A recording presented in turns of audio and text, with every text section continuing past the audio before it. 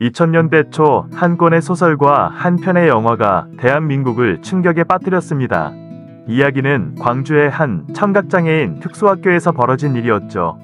겉보기에는 평화롭고 안전해야 할 학교라는 공간에서 상상조차 할 수 없는 끔찍한 일들이 벌어지고 있었습니다.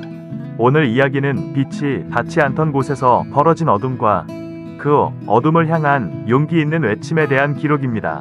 이야기가 시작된 광주의 인어학교는 청각장애 학생들이 다니는 곳이었습니다.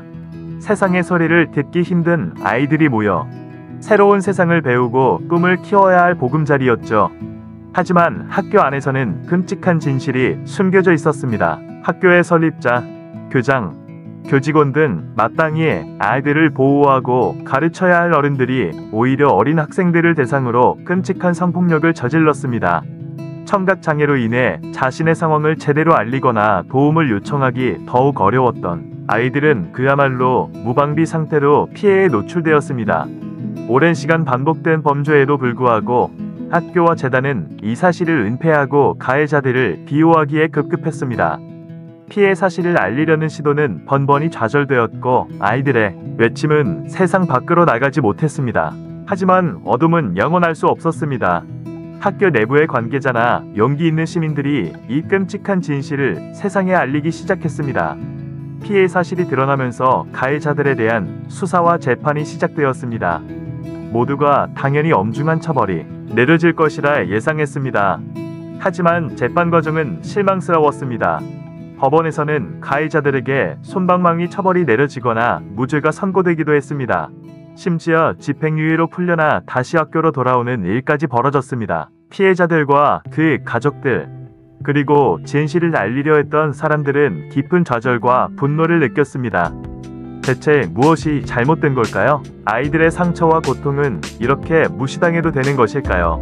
그렇게 사람들의 기억 속에서 잊혀지는 듯했던 이 사건은 한 작가에 의해 소설로 쓰여지면서 다시 수면 위로 떠올랐습니다.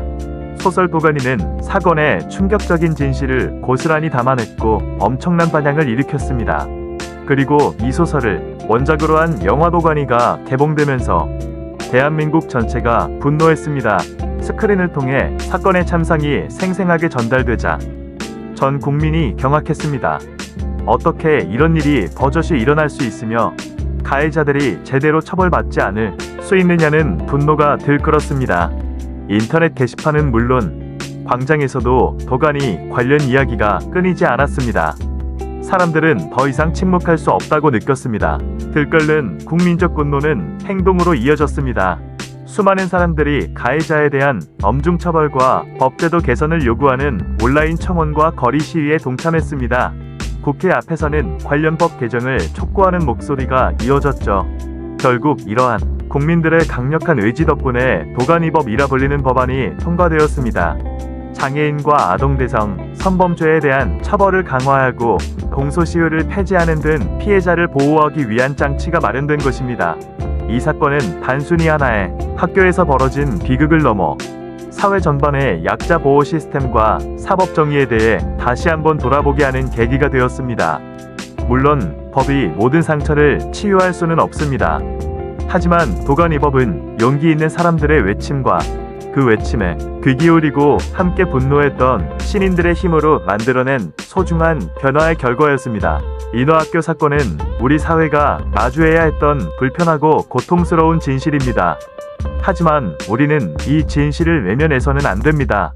전태일 열사처럼 이 사건 또한 그날의 깨끔찍한 이야기이자 동시에 우리 사회를 한 걸음 더 나아가게 만든 아픈 성장통이기 때문입니다.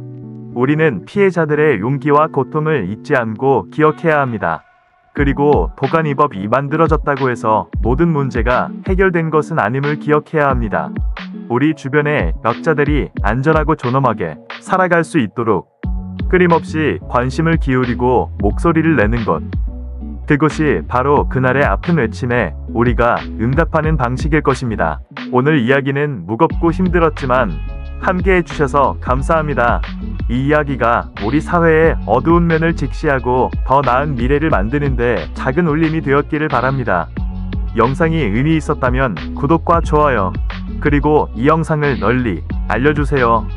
다음 그날의 이야기에서 다시 만나요.